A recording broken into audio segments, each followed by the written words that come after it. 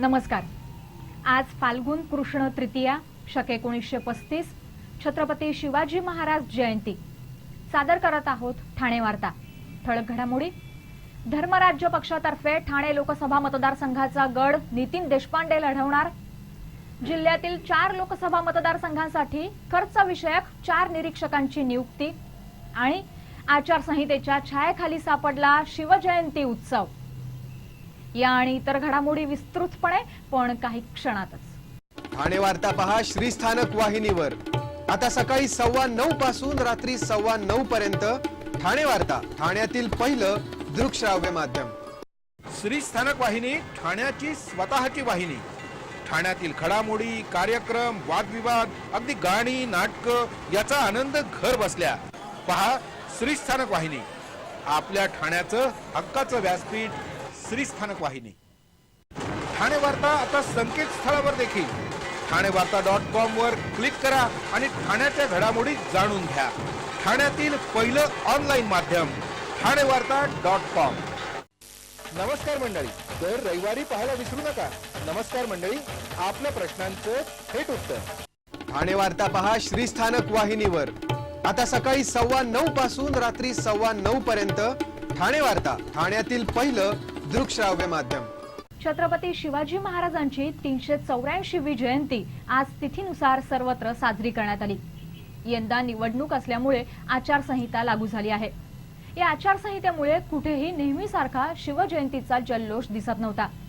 ठाण्यामध्येही असा जल्लोष दिसला नाही। ठाण्यामध्ये शिवजयंतीनिमित्त मिरवणुकीचं आयोजन करण्यात आलं होतं, मात्र त्यामध्ये नेहमीसारखी शान आणि उत्साह नव्हता। शासकीय शिवजयंतीपेक्षाही ही शिवजयंती शांतपणे साजरी झाली। शासकीय शिवजयंतीला म्हणजे 19 फेब्रुवारीला निव्वळ औपचारिकता दिसते, कारण या शिवजयंतीपासून शिवसेना दूर असते। पण तिथीनुसार साजऱ्या होणाऱ्या आजच्या शिवजयंतीत मात्र शिवसेनेचा सहभाग असतो। शिवसेनेचा सहभाग म्हटलं की जल्लोष आणि जोरदार मिरवणूक हेही ठरलेलं असतं, पण यंदा मात्र हे चित्र फारसं दिसलं नाही। ठाणे लोकसभा मतदारसंघात अपेक्षेनुसार पंचरंगी लढत होणार हे आता स्पष्ट झालं असून धर्मराज्य पक्षानं ठाण्यातील एक जागरूक नागरिक म्हणून ओळख असलेल्या नितीन देशपांडे यांना लोकसभेची उमेदवारी जाहीर केली आहे। एका पत्रकार परिषदेत धर्मराज्य पक्षाचे अध्यक्ष राजन राजे यांनी ठाणे लोकसभा मतदारसंघातील पक्षाचे उमेदवार म्हणून नितीन देशपांडे यांच्या नावाची घोषणा केली। त्यामुळे या निवडणुकीत धर्मराज्य पक्षाचा गड बाजी प्रभू देशपांडे म्हणून नितीन देशपांडे लढवणार आहेत। नितीन देशपांडे हे MSc असून डॉकयार्डमध्ये कामाला आहेत।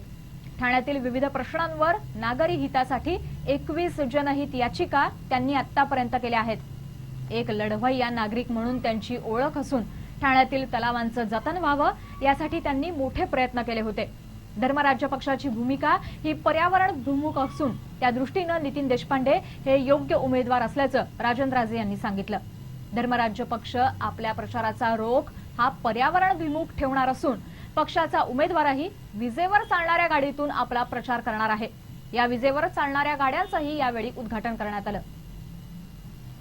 केंद्रीय निवडणूक आयोगानं जिल्ह्यातील 4 लोकसभा मतदारसंघांसाठी खर्च विषयक निरीक्षकांची नियुक्ती केली आहे। लोकसभा निवडणुकीमध्ये होणाऱ्या उमेदवाराच्या खर्चावर हे निरीक्षक लक्ष ठेवतील।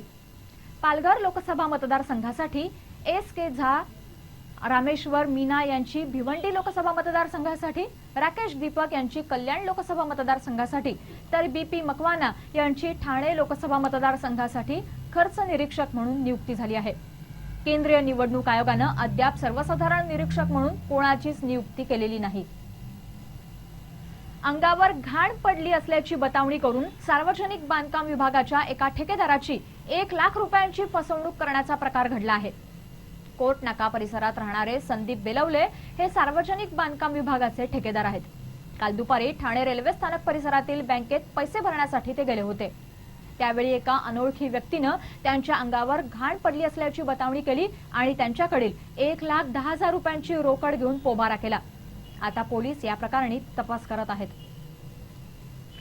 आम आदमी पक्षाच्या अरविंद केजरीवाल यांच्या कथनी आणि करणीमध्ये फरक असून आम आदमी आणि धर्मराज्य पक्षाच्या युतीमध्ये संजीव साने आणि मयांक गांधी यांनी बिब्बा टाकला असा आरोप धर्मराज्य पक्षाचे अध्यक्ष राजन राजे यांनी ठाण्यात बोलताना केला। पक्षाच्या ठाणे लोकसभा मतदारसंघातील उमेदवाराची माहिती देण्यासाठी बोलवलेल्या एका पत्रकार परिषदेत त्यांनी अरविंद केजरीवाल यांच्या भूमिकेवर कठोर टीका केली। अरविंद केजरीवाल यांनी आपल्या भूमिका अनेकदा बदलल्या। रोह्यामध्ये झालेल्या सभेत कंत्राटी कामगारांचा प्रश्न त्यांना जवळपास 1.5 तास समजावून सांगितला होता, पण दिल्लीत मुख्यमंत्री झाल्यावर मात्र त्यांनी कंत्राटी कामगार पद्धतीबद्दल कोणतीही भूमिका घेतली नाही। आम आदमी पक्षाला देणाऱ्या देणग्या कोणत्याही अटी शर्थी विना येतात का? एफडीआयला विरोध केल्यानंतर केजरीवाल यांच्या देणग्यांमध्ये घट झाली। रोज 50 लाखांच्या देणग्या येणाऱ्या केजरीवाल यांना 2 ते 3 लाखांच्याच देणग्या आता मिळत असल्याचं त्यांनी सांगितलं। इतर पक्षांपेक्षा आम आदमी पक्ष हा चांगला असल्याचं कौतुकही त्यांनी यावेळी केलं। मात्र संजीव साने यांना ठाण्यात काळं कुत्र तरी ओळखतं का असा प्रश्न उपस्थित करून त्यांनी साने यांच्या उमेदवारीला फारसं महत्त्व दिलं नाही। आमच्याकडे निधी नाही, साधनं कमी आहेत, त्यामुळे आमच्या प्रचाराचा भर हा छोट्या छोट्या सभांवर राहणार असून 2 लाख मतांचं आमचं उद्दिष्ट आहे। कार्यकर्त्यांनी चांगलं काम केल्यास ते 4 लाखांपर्यंतही जाऊ शकतं असं त्यांनी सांगितलं। ममता बॅनर्जी यांच्याबद्दलचा अनुभव पाहता ज्येष्ठ समाजसेवक अण्णा हजारे या पक्षाच्या प्रचारासाठी येण्याची शक्यता कमी असल्याची कबुलीही राजन राजे यांनी यावेळी दिली। ठाणे वार्ता पहा श्रीस्थानक वाहिनीवर। आता सकाळी 9:15 पासून रात्री 9:15 पर्यंत ठाणे वार्ता, ठाण्यातील पहिलं दृकश्राव्य माध्यम। आपला परिसर स्वच्छ आणि सुंदर ठेवण्यासाठी ठाणे महापालिकेत सहकार्य करा। ओला सुका कचरा वेगवेगळा जमा करा आणि रोगराईपासून मुक्तता मिळवा। श्रीस्थानक वाहिनी ठाण्याची स्वतःची वाहिनी। ठाण्यातील घडामोडी, कार्यक्रम, वादविवाद, अगदी गाणी, नाटकं याचा आनंद घर बसल्या पहा श्रीस्थानक वाहिनी। आपल्या ठाण्याचं हक्काचं व्यासपीठ श्रीस्थानक वाहिनी। ठाणे वार्ता आता संकेतस्थळावर देखील ठाणेवार्ता.com वर क्लिक करा आणि ठाण्याच्या घडामोडी जाणून घ्या। ठाण्यातील पहिलं ऑनलाईन माध्यम ठाणेवार्ता.com। डॉक्टर आणि रुग्णांचं पिढ्यानपिढ्यांचं जिव्हाळ्याचं नातं म्हणजेच डॉक्टर बेडेकर हॉस्पिटल।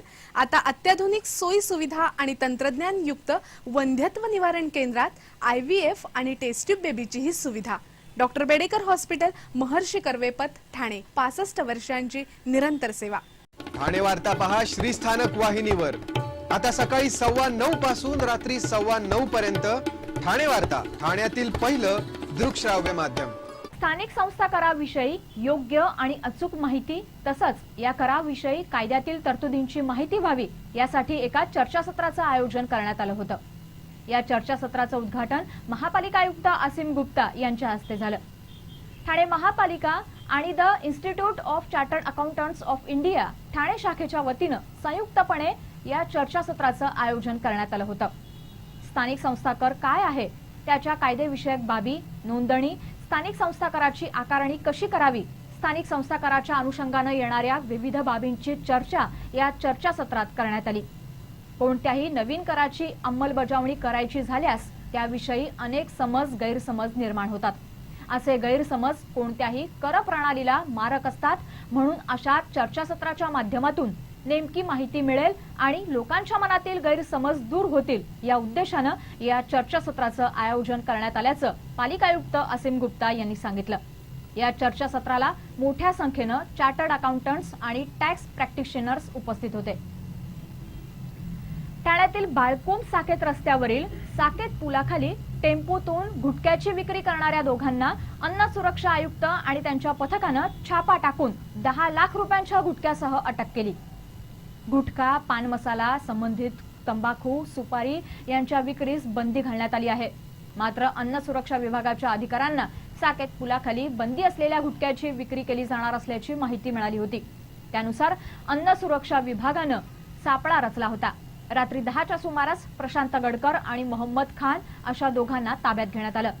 त्यांच्या टेम्पोमध्ये बाबा सर्फिन टोबॅको, चेतना टोबॅको, बाबा प्रीमियम 120, पंचरत्न किमाम सुरी, उषा किमाम, ऋतिक स्वीट सुपारी असा 10 लाखांचा माल आढळून आला।